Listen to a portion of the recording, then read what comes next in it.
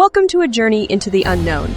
In this video, we uncover the hidden truths of Cuba, a land of vibrant culture and stunning landscapes that conceals a darker side.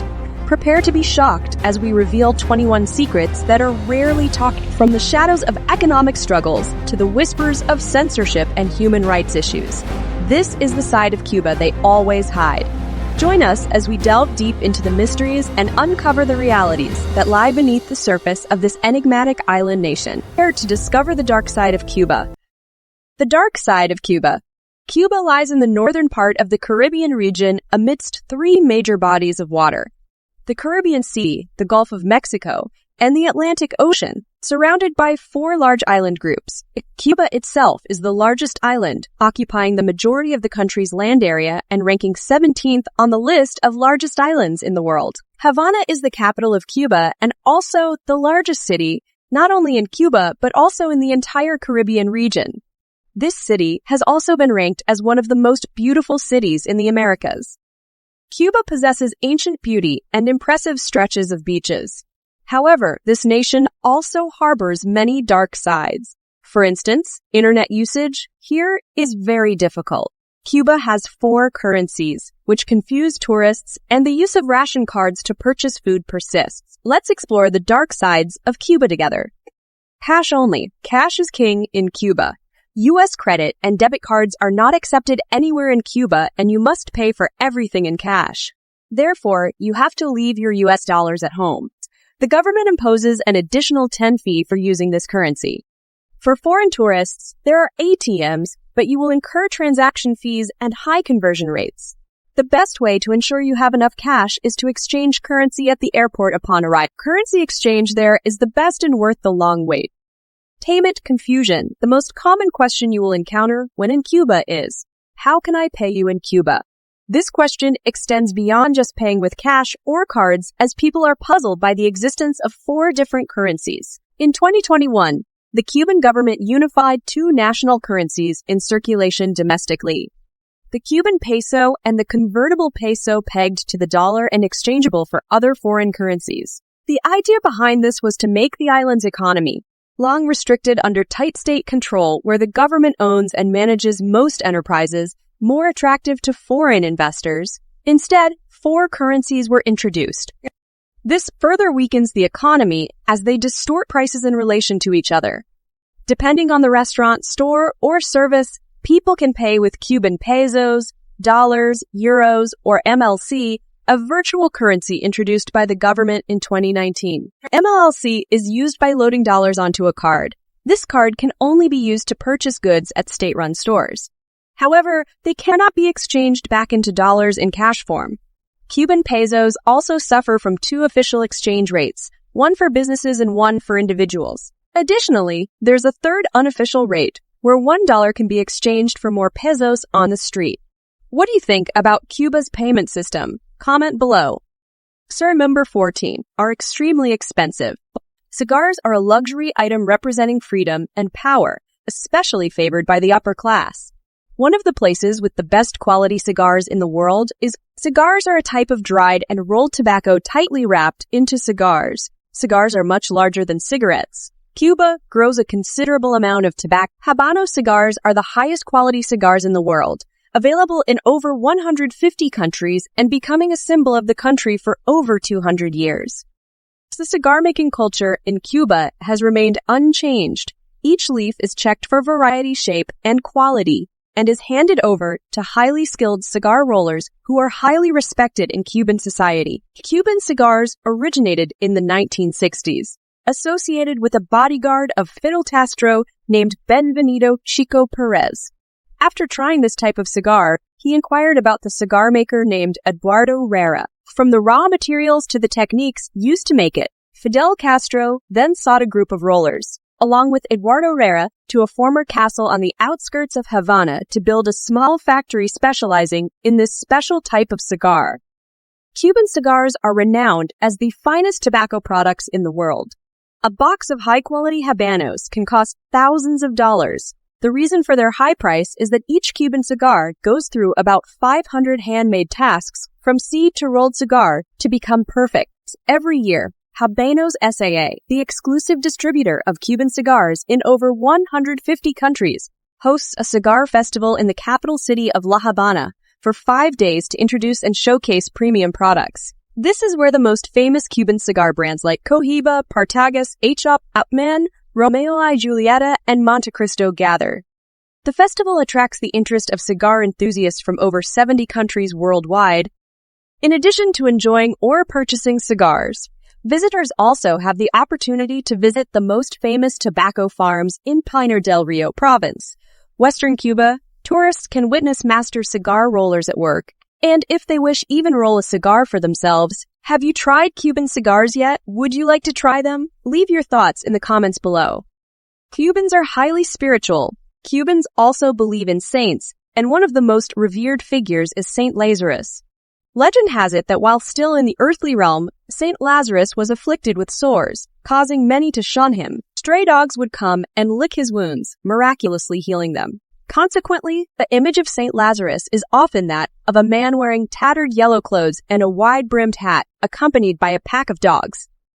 Cubans often place his statue in a corner of their homes. Every day, they leave loose change near it. On December 17th, St. Lazarus's Day, they collect all that money to buy wine, candles, sweets, and cigarettes for offerings. Those with disabilities often place a picture of St. Lazarus in front of their seats. Moreover, Cubans have many other spiritual beliefs. For elderly couples, if one of them passes away, Cubans will take a string used to measure the height of the deceased partner, cut it, and place that segment into the casket of the deceased. They believe that by doing so, the deceased will not drag the living partner along. Additionally, if one accidentally steps on horse manure, Cubans consider it lucky. However, since horses are a common mode of transportation in Cuban provinces, with horse manure littering the roads, this might bring lifelong luck. A rather interesting aspect is that Cuban students often engage in charm playing. If they know the name of a teacher before exams, they often write the teacher's name on a piece of paper and place it in the freezer to ensure passing the exam. I haven't seen such a charming charm-playing tradition elsewhere. Furthermore, the majority of Cubans aspire to travel abroad. To turn this dream into reality in the new year on New Year's Eve, they take their suitcases out onto the street as if going on a real trip. This belief is so widespread that in Cuba, after New Year's Eve, you'll see many people walking the streets carrying suitcases. Sometimes, they even form processions with someone leading the way, banging a drum, cheerfully followed by a line of people carrying suitcases, strolling through the streets. What do you think about these beliefs in Cuba? Leave your comments below. Cuban immigration to other countries. For decades, Cuba has restricted the immigration of its citizens, and many Cubans living abroad complain about bureaucratic obstacles and hefty fees to maintain ties and renew documents with their homeland. In just 1 year, from 2021 to 2022, over 270,000 Cubans, equivalent to 2.5% of the country's population, were apprehended by U.S. authorities while attempting to illegally cross into the U.S. This was seen as a massive wave of Cuban migration that the U.S. had to deal with, a record migration amid the worst economic crisis in decades. Since no visa is required to enter Nicaragua, many opt to fly or take boats to Nicaragua, then pay human trafficking networks to smuggle them into the U.S.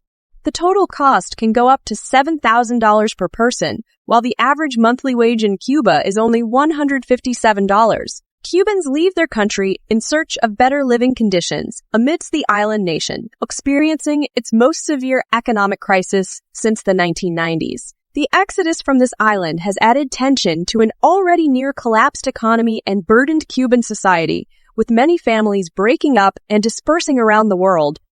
Number 11. Horse-drawn carriages and bicycles are the main modes of transportation. Cuba's traffic laws are extremely strict, so drivers are very cautious, rarely exceeding 110 km per hour. This makes them hesitant to overtake other vehicles, even a horse-drawn carriage, if there's another car approaching in the opposite direction within visible range. At a railway crossing, even if it's abandoned, drivers still stop, look both ways, and then let the car cross. At all intersections, if there's a yellow triangular sign that says Perry Stop, upon reaching it, drivers must stop for a few seconds. There are quite a few traffic police stations along the road, and everywhere you must present your documents, even if it's just a directive to drive very carefully. On the highways, there are mostly cars and very few motorcycles. In rural areas, horse-drawn carriages and bicycles are still the main modes of transportation.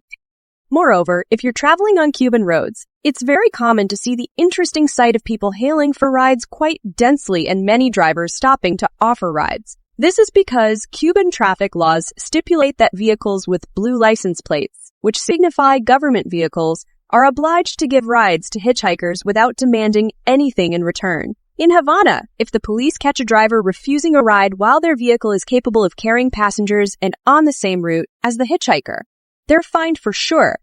Due to the lack of public transportation, people waiting for buses at bus stops are quite crowded. However, there's no pushing onto the bus here. Whoever arrives first gets on first in an extremely orderly fashion, and if the bus is already full, then they wait for the next one. For Cubans, there seems to be no sense of urgency. Everything is relaxed, leisurely, and incredibly laid back. Outdated internet. According to the Cuban government, in 2011, only 25% of the population had access to the internet. Most people didn't have internet access at home and had to go to public hotspots. Before 2018, internet access in Cuba was almost non-existent. By January 2018, there were nearly 500 public locations offering high-speed Wi-Fi access. However, home and mobile internet were still considered luxuries for the people, with internet costing $2 per hour of usage, while the average monthly wage ranged from $7 to $30. Phones capable of internet connection were sold in state-owned stores for $200. Therefore, for many years, Cubans would download data onto USB drives and share them with each other. Although mobile data is still very limited, according to Texas data, 150,000 residents out of a total population of 11 million access the internet daily. The internet scarcity in Cuba is not only due to the policies of the current government, but also because of the long-standing embargo, which prevents us companies from operating in Cuba. Apple and Google app stores also don't allow downloads by Cuban users. Apps like Skype and WhatsApp are blocked, and people can only access Facebook through the web version. What do you think about this situation in Cuba? Share your thoughts below. Number 9, crisis.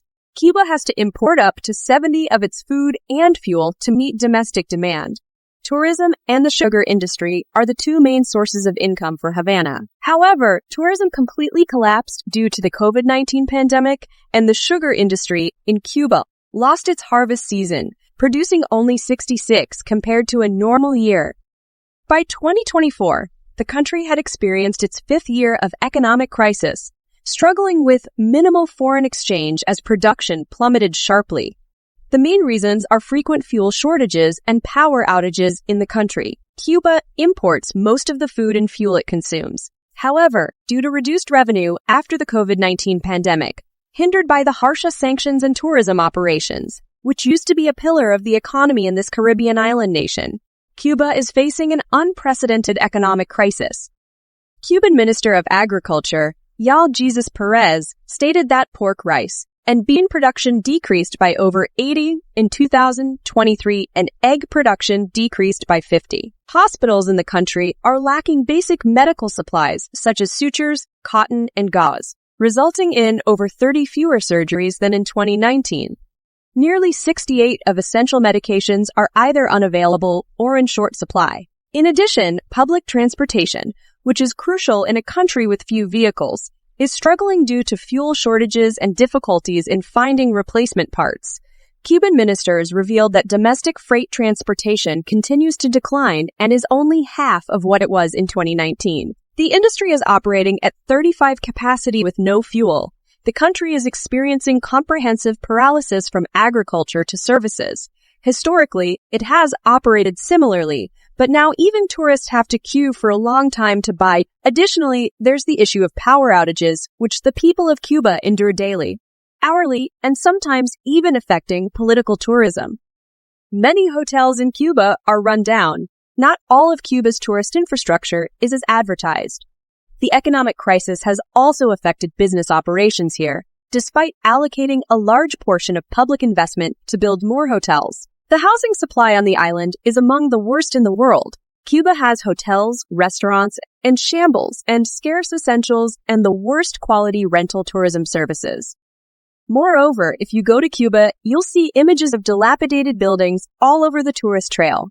These images conceal a painful reality of the country. Cuban people have endured a housing crisis for decades. Lack of investment in public works, restoration of architectural heritage, water services, lighting, sanitation, and waste collection has turned Cuban towns and cities into unhealthy and dangerous environments, sometimes with deadly collapses. Poor services.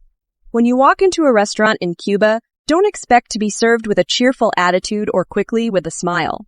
The truth is, you might start feeling like the concept of smiling doesn't exist in Cuban working hours. Of course, some tourist spots have trained their staff very well, and you can find some excellent service in Cuba, but overall, you'll receive extremely rude service. Has anyone experienced service in Cuba yet? Please share your thoughts below.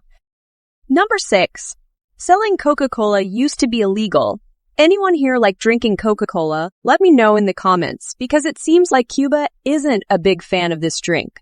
Along with North Korea, Cuba is the second country in the world to ban the sale of Coca-Cola. This ban has been in place for nearly 60 years and was only lifted in 2015. The popular soft drink here is called Tu Cola, sold in both cans and plastic bottles. Occasionally, you can still find stores selling Coca-Cola imported from Mexico at double the price. While finding a bottle of water is as difficult as finding Coca-Cola, rum is sold abundantly in city stores. Cuba doesn't have many new cars on the streets. Visitors to Cuba will be amazed to see many retro cars on the streets. These cars are considered an indispensable part of Cuban culture. They are not just a means of transportation for the people, but also a unique cultural feature found only in this country. Currently, the majority of operating cars in Cuba were manufactured in the United States before the 1950s. The rest are cars produced by the Soviet Union, accounting for about 30, with very few of the newer models. Cuba began importing sedans from China in 2009 for use as police cars, taxis, and rentals. Cubans have been allowed to buy new cars from state dealerships since December 2013. There are about 60,000 vintage cars in Cuba, mostly Fords and Chevrolets, as well as many Ladas, evidence of the Soviet influence on the country after the revolution. What do you think about these unique cars? Leave a comment below. Number 4. Cuba bans the use of Fidel Castro's name for titles and awards. In 2016, the Cuban National Assembly passed a law banning the use of the name of leader Fidel Castro for naming public buildings or erecting memorials to the historic leader of the Cuban Revolution, in line with his wishes before his death. Reuters has reported that while alive, the legendary leader of Cuba often emphasized that he did not want a cult of personality around him. According to the law, the Havana government prohibits the use of Fidel Castro's name for organizations, squares, parks, boulevards, streets, and other public places, as well as any type of medals, honors, or prestigious titles. Furthermore, this law also prohibits the use of Fidel Castro's image to build memorials, statues, or commemorative signs, as well as all other similar memorials in public places. However, the law allows artists to use the image and name of Fidel Castro in their works, such as literature, music, dance, or art. At the same time, the use of images of the Cuban revolutionary leader or images related to his revolutionary career at public events is not limited. What do you think about this law? Leave a comment below. The Iron Man of Cuba. Dubbed the Iron Man of Cuba, 32-year-old Lino Thomason trains his body by using a hammer to strike himself 1,000 times a day. Thomason is a street performer in Cuba. He first caught the media's attention in 2020 when a video of him punching and elbowing a concrete wall became viral on social media. His performance acts include doing push-ups with someone sitting on his back, using a hammer to hit his wrists, fists, and shins to prove his point. Thomason even asks others to wield the hammer and strike his body. Thomason said he began body training with a hammer at the age of 15. He has self-struck with a hammer millions of times and claims not to feel any pain. What do you think about this man? Share your thoughts below. The use of ration cards. Ration cards still play a role in the daily lives of Cubans. Ration cards were first introduced in March 1962, after Cuba faced economic sanctions from the United States. Cubans refer to ration cards as la libreta, a small booklet containing 20 pages and providing for over 3.6 million households to purchase essential items each month. Currently, Cuba still operates a system using ration cards to obtain rice, milk, and bread from state-run stores. In addition, Cubans use ration cards combined with additional payment at a lower rate than buying outside the market to purchase goods. Each household is allowed to buy according to the standard per capita without exceeding the limit. Foreigners are not issued ration cards. They can only buy goods at markets, supermarkets, or shops. In 2019, due to economic sanctions imposed by the U.S. government, each Cuban citizen was only allowed to purchase one chicken in supermarkets. The government aims to regulate the consumption of various items such as meat and soap. Other products like rice, beans, eggs, and sausages can only be purchased using ration cards. Number 1. Vintage car repair requires permission. Every province in Cuba has a vintage car club. These are gathering places for the oldest and most intact cars since their production. These clubs are currently preserving a large number of vintage cars, a collection unmatched by any other country in the world, such as the 1905 Cadillac, dubbed the National Treasure. These clubs are managed by the Havana City History Office, which has the authority to permit or deny repairs or replacements for vintage cars. Trading is entirely non-existent. Vintage car clubs are currently managing 431 cars. On Sunday mornings, the clubs organize vintage car parades in Havana. Those who join these clubs must adhere to a principle that any repairs or replacements of parts require permission and can only be carried out when approved. Since these are vintage cars, repairing or replacing parts is quite challenging because there are no longer any places manufacturing such cars. Therefore, replacing a part for a car involves a long and laborious process. One fascinating aspect of Cuba is that anyone who owns a car becomes a mechanic. For the people of Cuba, a car is a significant asset, and they invest a lot of effort and money into it. Many cars in Cuba may look vintage on the outside, but their engines are from modern cars like Hyundai, Mitsubishi, or Toyota. And everyone tends to install diesel engines for fuel efficiency and easier purchase from outside sources. Cars in Cuba are not just means of transportation.